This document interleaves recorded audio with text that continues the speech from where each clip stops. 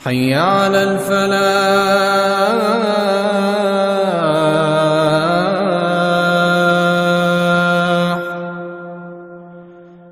حي على الفلاح.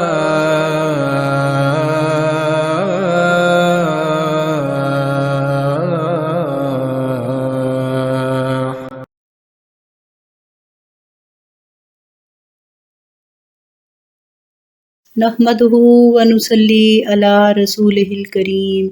اما بعد فاعوذ باللہ من الشیطان الرجیم،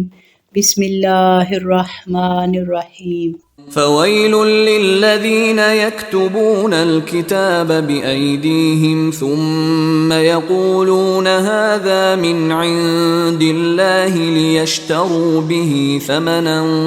قليلا فويل لهم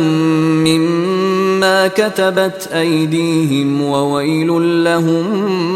مما يكسبون۔ میں پناہ مانگتی ہوں اللہ تعالیٰ کی شیطان مردود سے۔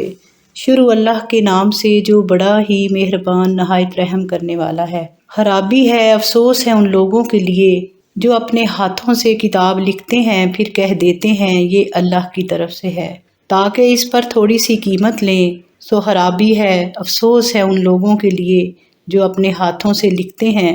اور خرابی ہے، افسوس ہے ان لوگوں کے لیے جو یہ کمائی کرتے ہیں اور کہتے ہیں ہم کو ہرگز آگ نہیں لگے گی مگر چند دن گنتی کے۔ کہہ دیجئے اے نبی صلی اللہ علیہ وآلہ وسلم، تم اللہ تعالیٰ کے ہاں سے وعدہ لے چکے ہو اور اللہ اب اپنے وعدے کے خلاف ہرگز نہیں کرے گا، یا اللہ پر ایسی باتیں کہتے ہو جو تم نہیں جانتے، بلکہ جس نے گناہ کمایا ہو اور اسے اس کے گناہ نے گھیر لیا ہو سو وہی دوزخ میں لے جانے والے اعمال ہیں اور وہ اس میں ہمیشہ ہمیشہ رہیں گے۔ اور جو لوگ ایمان لے آئے اور انہوں نے اچھے عمل کیے وہی جنت کے رہنے والے ہیں اور وہ اس میں ہمیشہ ہمیشہ رہیں گے۔ اور جب ہم نے بنی اسرائیل سے اقرار لیا، وعدہ لیا کہ تم اللہ کے سوا کسی کی عبادت نہ کرنا اور ماں باپ کے ساتھ نیک سلوک کرنا اور اپنے رشتہ داروں اور یتیموں اور محتاجوں سے اور سب لوگوں سے اچھی بات کہنا، نیک سلوک کرنا اور نماز قائم رکھنا، زکوٰۃ ادا کرنا، پھر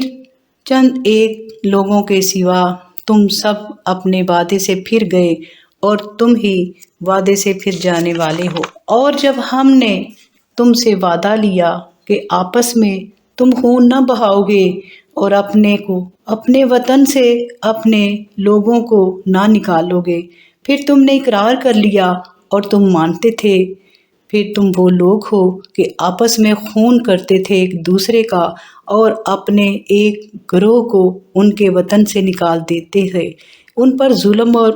گناہ پر چڑھائی کرتے تھے، اور اگر وہ تمہارے پاس قیدی بن کر آ جاتے تھے تو ان کا بدلہ دے کر چھڑاتے تھے، حالانکہ ان کا نکال دینا ہی تم پر حرام تھا۔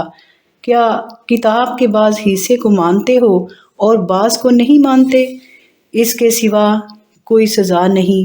اس کے لیے جو تم میں سے یہ کرتا ہے، مگر دنیا کی زندگی میں اس کے لیے رسوائی ہے اور قیامت کے دن سخت عذاب میں ان کو ڈالا جائے گا، اور اللہ تعالیٰ تمہارے کاموں سے بے خبر نہیں ہے۔ یہی وہ لوگ ہیں جنہوں نے دنیا کی زندگی خرید لی آخرت کے بدلے میں، سو ان کے لیے عذاب ہلکا نہیں کیا جائے گا اور نہ ہی انہیں مدد ملے گی۔ اور بے شک ہم نے موسیٰ علیہ السلام کو کتاب دی اور ان کے پیچھے پے در پے کتنے ہی رسول بھیجے، اور ہم نے مریم علیہ السلام کے بیٹے عیسیٰ علیہ السلام کو کتنے ہی معجزے عطا فرمائے۔ ہم نے انہیں روح القدس یعنی جبرائیل علیہ السلام کے ذریعے مدد دی۔ اور پھر بھلا جب کوئی رسول تمہارے پاس وہ حکم لایا جو تمہارے دل کو نہ بھایا تو تم نے تکبر کیا، پھر ایک جماعت کو تم نے جھٹلا دیا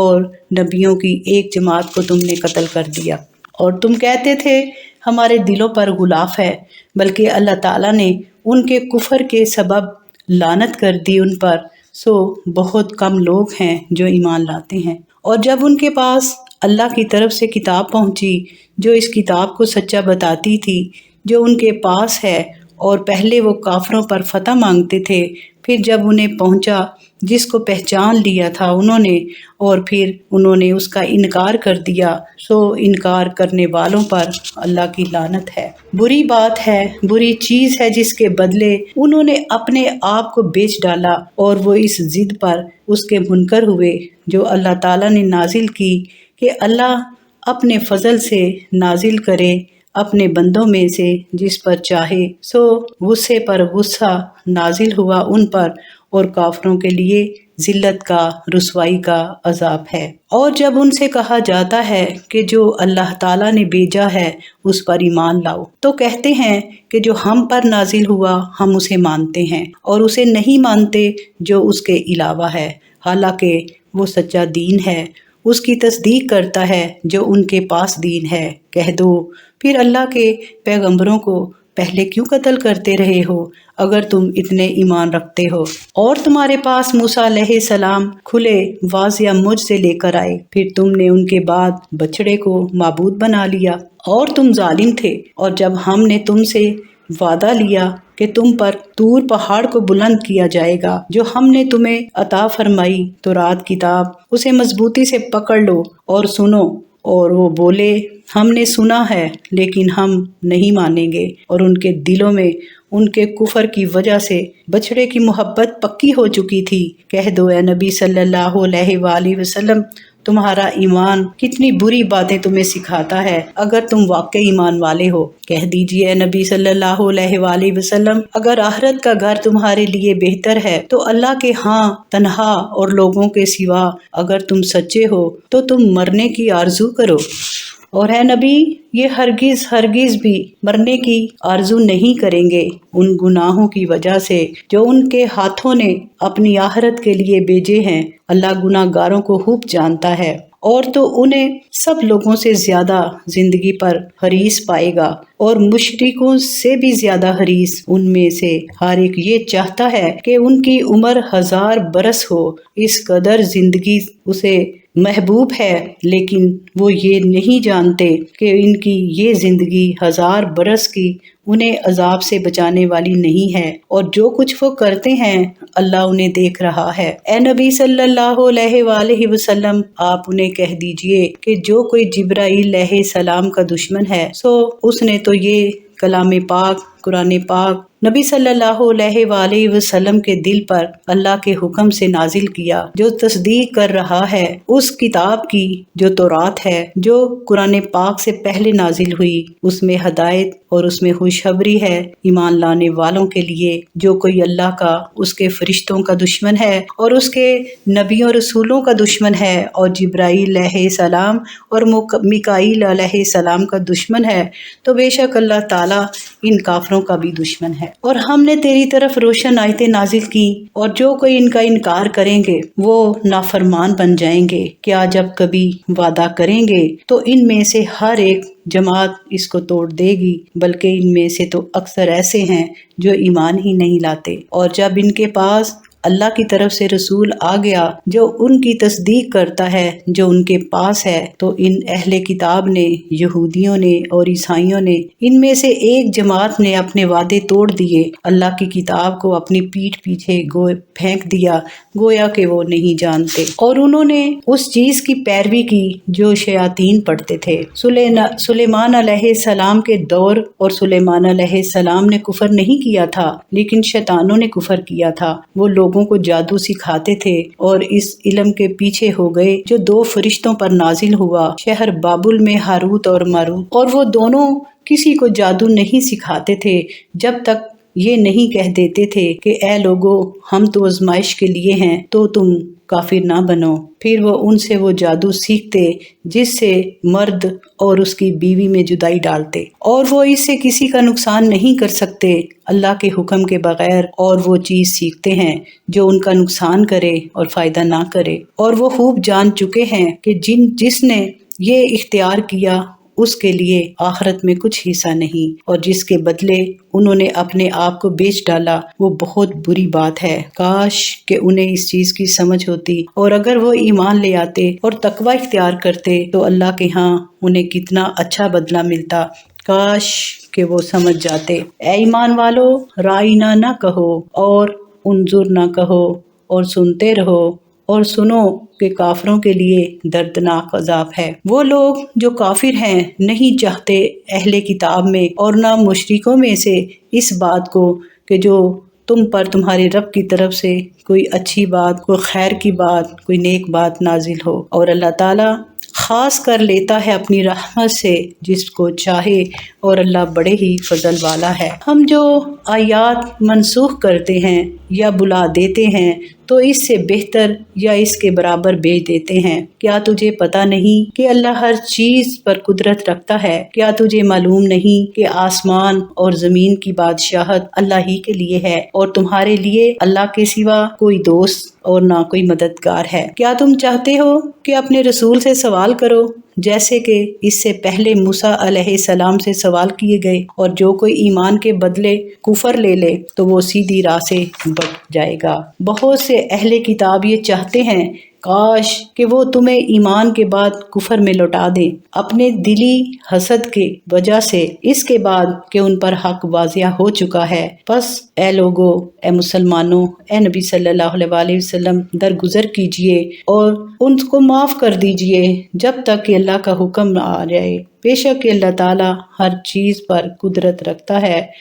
یہ ہمارا تیسرا ربع تھا سورۃ البقرہ کا۔ اب اس پورے رکوع میں جو اللہ تعالیٰ نے فرمایا، اللہ تعالیٰ فرماتے ہیں کہ ان لوگوں کے لیے، یہودیوں کے لیے سخت خرابی ہے کہ جنہوں نے اللہ کے احکام کو بدل ڈالا اور کہتے ہیں کہ یہ خود اللہ کا حکم ہے اور اللہ کے یہی احکامات ہیں جو انہوں نے لکھے۔ بنی اسرائیل اپنے آپ کو اللہ کے لاڈلے اور محبوب سمجھتے تھے اور کہتے تھے کہ ہم نبیوں کی اولادیں ہیں، اور جو اللہ تعالیٰ نے ان پر وقتاً فوقتاً انعامات کیے تھے اس کی وجہ سے وہ یہ کہتے تھے کہ ہم اللہ کے بڑے لاڈلے ہیں اور نبیوں کی اولادیں ہیں۔ ان کا یہ عقیدہ تھا اس بارے میں کہ ان کے برے اعمال کے بدلے اگر اللہ تعالیٰ انہیں کوئی سزا بھی دے دے تو وہ گنتی کے چند دن ہی ہوگی، لیکن وہ پھر اس کے بعد جنت میں ہمیشہ ہمیشہ رہیں گے۔ اللہ تعالیٰ نے اپنے آخری نبی صلی اللہ علیہ وسلم کے ذریعے ان سے پوچھا کہ کیا تم نے اللہ سے اس بات کے بارے میں کوئی وعدہ لے لیا ہے کہ اللہ تعالیٰ اپنے وعدے کا پابند ہے اور وہ اپنے وعدے کے خلاف نہیں کرتا؟ بلکہ ان کے یہ سب دعوے محض من گڑت تھے۔ ان باتوں کے لیے ان کے پاس مذہب کی کوئی سند موجود نہیں تھی۔ بنی اسرائیل نے بہت سے جھوٹے عقیدے گڑھ لیے تھے اور یہ عقیدے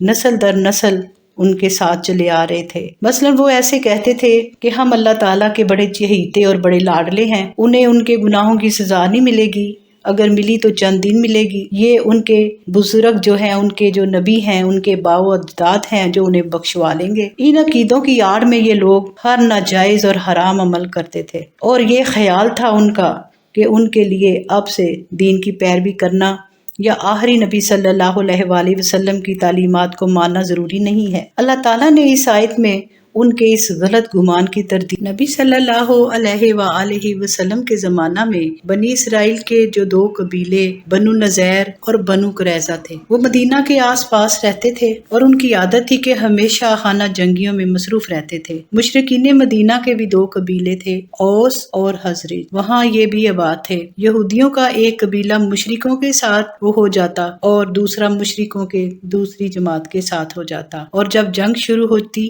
تو وہ سب کچھ ہوتا جو جنگ میں ہوا کرتا ہے، یعنی قتل کرتے اور جلا وطن کرتے۔ یہ آیت نمبر 85 میں سارا اس کا تذکرہ آیا۔ اس آیت میں اللہ تعالیٰ نے یہودیوں کو یہ بتایا کہ تم نے جو مجھ سے وعدہ کیا تھا کہ نہ تو تم آپس میں خون ریزی کرو گے اور نہ ایک دوسرے کو جلا وطن کرو گے، لیکن تم اس وعدے کی خلاف ورزی کرتے ہو، ایک دوسرے کا خون بہاتے ہو اور اپنے بھائیوں میں سے ایک دوسرے کو گھروں سے نکال دیتے ہو۔ پہلے تو اپنے بھائیوں کو جنگ کر کے انہیں جلا وطن کرتے ہو، پھر جب غیر قوم انہیں جلا وطن لوگوں کو اپنا قیدی بنا لیتی ہے تو پھر تم اپنا خلوص دکھانے کے لیے فدیہ دے کر اپنے ان قیدیوں کو چھڑا لیتے ہو، حالانکہ حقیقت یہ ہے کہ ان پر ان لوگوں کو جلا وطن کرنا ہی ناجائز تھا۔ گویا کہ وہ تورات کے اس حکم کی تو اطاعت کرتے ہیں کہ قیدیوں کو چھڑا لیا جائے کہ بڑا اجر ہے، لیکن تورات کے اس حکم کی پیروی نہیں کرتے کہ اپنے بھائیوں کو جلا وطن نہ کیا جائے۔ اللہ تعالیٰ ساتھ ہی فرماتے ہیں کہ ایسا کام کرنے والے لوگوں کی دنیا میں بھی تو یہ سزا ہوگی کہ وہ ذلیل و رسوا ہوں گے، اور آخرت میں بھی وہ بے بس اور بے یار و مددگار ہو کر سخت عذاب میں گرفتار ہوں گے۔ اگلی آیات میں اللہ تعالیٰ نے فرمایا کہ یہودی اس باطل گمان میں مبتلا تھے کہ ہوا کتنے ہی وہ گناہ کر لیں، آخرت میں ان کی مدد کے لیے ان کے جو بزرگ ہیں، آباء و اجداد ہیں، وہ ان کی مدد کریں گے اور انہیں آگ کے عذاب سے بچا لیں گے۔ اب اللہ تعالیٰ نے ان کا یہ عقیدہ جو تھا، یہ جو باطل عقیدہ تھا، اللہ تعالیٰ نے اس کی تردید کی کہ یہ تمہارا عقیدہ جو ہے یہ غلط ہے، اور فرمایا کہ ان کی کسی طرف سے بھی مدد نہیں کی جائے گی اور نہ ہی ان کے عذاب میں کوئی تخفیف کی جائے گی۔ اب آیت نمبر 87 میں فرمایا کہ دیکھیں کہ اللہ تعالیٰ نے انسان کو دو طاقتیں دی ہیں، ایک ایمان کی طاقت، دوسری عمل کی طاقت۔ اگر یہ دونوں طاقتیں صحیح اور درست ہوں تو انسان کا مقصد بڑا آسان ہو جاتا ہے۔ اللہ تعالیٰ نے بنی اسرائیل کی وہ خرابیاں بیان کی ہیں ان آیات میں کہ ان کی قوت عمل جو تھی اس سے جو تعلق رکھتا ہے، آپس میں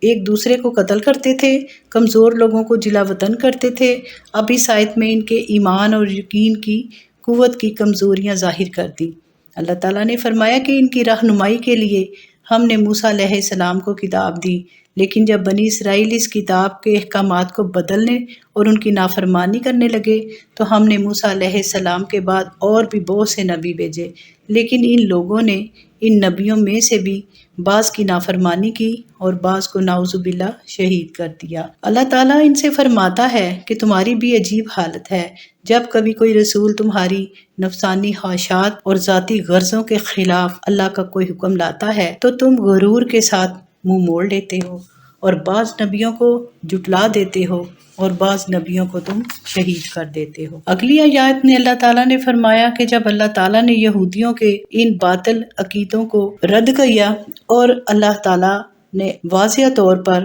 انہیں یہ بتا دیا تو یہودیوں کے پاس اب کوئی حجت باقی نہ رہی۔ انہوں نے یہ عذر کرنا شروع کر دیا کہ ہمارے دل غلاف کے اندر محفوظ ہیں اور ہمارے اپنے دین کے سوا ہمارے دل میں کوئی چیز اثر نہیں کر سکتی، ہم کسی کے سمجھنے اور سمجھانے سے ہرگز اطاعت یا تابعداری نہیں کریں گے۔ یہودی اپنی اس جھوٹی دلیل کو بڑے فخر سے بیان کرتے تھے کہ ہمارے دل غلاف میں ہیں اور نور کے غلاف میں لپٹے ہوئے ہیں اور ان پر کوئی اثر نہیں کرتی بات،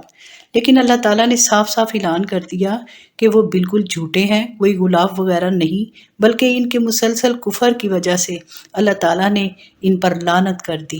جن کے پردے ان کے دلوں پر پڑے ہوئے ہیں انہیں اپنی رحمت سے اللہ نے دور کر دیا، اس لیے وہ سچے دین کو نہیں مان سکتے۔ ان میں بہت کم لوگ آخری نبی پر ایمان لائے ہیں۔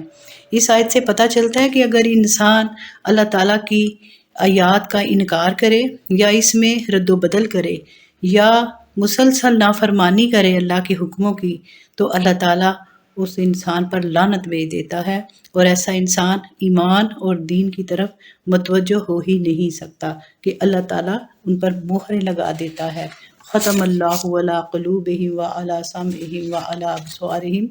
غشاوۃ ولہم عذاب عظیم۔ یہ بہت بڑا عذاب دنیا میں ہی ان کے لیے ہے کہ وہ حق بات کو تسلیم نہیں کر سکتے۔ اب اگلی آیات 102 آیت، اس میں اللہ تعالیٰ نے حضرت سلیمان علیہ السلام کے بارے میں فرمایا۔ حضرت سلیمان علیہ السلام بنی اسرائیل کے ایک مشہور نبی تھے، وہ اپنے زمانے کے ایک بہت ہی بڑے بادشاہ تھے۔ شام اور فلسطین کے علاوہ آپ کی حکومت کی حد مشرق کی طرف، عراق کی طرف اور مغرب میں مصر کی طرف پھیلی ہوئی تھی۔ آپ کی بادشاہت بڑی شان و شوکت اور عظمت والی تھی۔ یہودی جادو اور کفر والی حرکتیں تو خود کرتے تھے، لیکن انہیں حضرت سلیمان علیہ السلام کی طرف منسوب کر دیتے تھے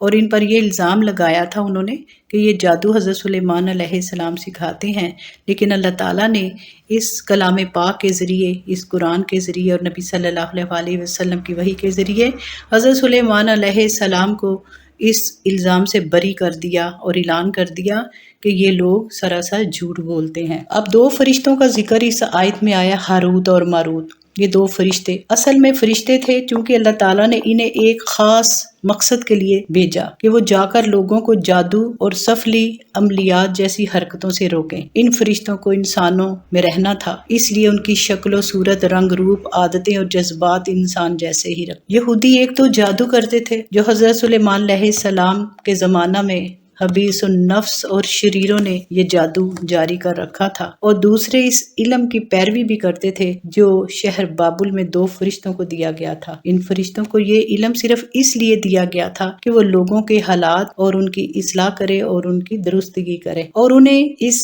علم کے برے پہلوؤں سے بھی واقف کرائیں، لیکن یہودی یہ علم برے فائدے اٹھانے کی خاطر سیکھتے اور سکھاتے تھے۔ اسلام نے جادو کو حرام قرار دیا ہے۔ وجہ ظاہر ہے کہ جادوگر مشرکانہ جملے استعمال کرتے ہیں، ناجائز طریقے اختیار کرتے ہیں اور جادو اچھے برے کاموں کے لیے استعمال کرتے ہیں۔ بھلا کوئی نبی اور اللہ کے فرشتے ایسے کام کیوں کریں گے؟ وہ لوگ جادو اور سفلی عملیات میں ایسے عمل کرتے تھے کہ جن کی مدد سے میاں بیوی میں جھگڑا کروانا، ان میں اختلاف پیدا کرنا، حالانکہ ایسا کرنا بدترین کام ہے، اور دو دلوں میں اختلاف پیدا کرایا جائے اور خاص طور پر میاں بیوی میں جھگڑا پیدا کرنا، یہ بہت ہی بدترین فعل ہے۔ ہاروت اور ماروت کی یہ تنبیہ ان کے لیے کافی تھی کہ وہ اپنے آپ کو ایک آزمائش بتاتے تھے کہ ہم تو آزمائش میں ہیں تو تم ایسے کام نہ کرو، اور یہود کو کفر اور سرکشی سے باز رہنے کی تلقین کرتے تھے ہاروت اور ماروت، لیکن انہوں نے کوئی عبرت حاصل نہ کی اور ان کی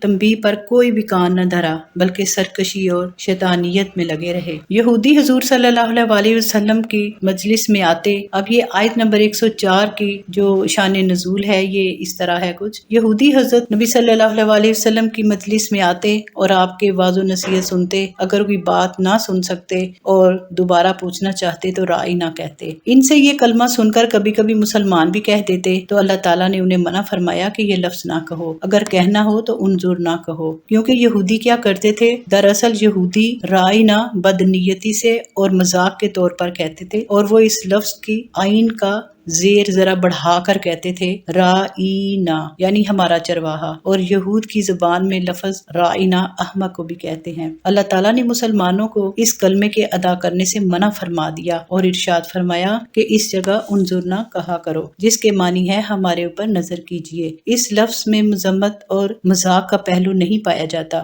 ساتھ ہی یہ بھی حکم دیا کہ غور سے بات سنا کرو تاکہ پوچھنے کی ضرورت نہ پڑے، یعنی اللہ تعالیٰ نے سب سے پہلے اپنے نبی کے احترام کے بارے میں یہ آیت نازل کی۔ آخر میں اللہ تعالیٰ نے فرمایا کہ جو لوگ نبی کریم صلی اللہ علیہ وسلم کا مذاق کرتے ہیں اور ان کو برے الفاظ سے یاد کرتے ہیں، بے ادبی کرنے پر تلے ہوئے ہیں تو وہ کافر ہیں۔ وَلِلْكَافِرِينَ عَذَابٌ عَلِيمٌ، کہ وہ کافر ہیں اور ان کی سزا کے لیے اللہ تعالیٰ نے بہت دردناک عذاب تیار ہے۔ اللہ تعالیٰ نے اس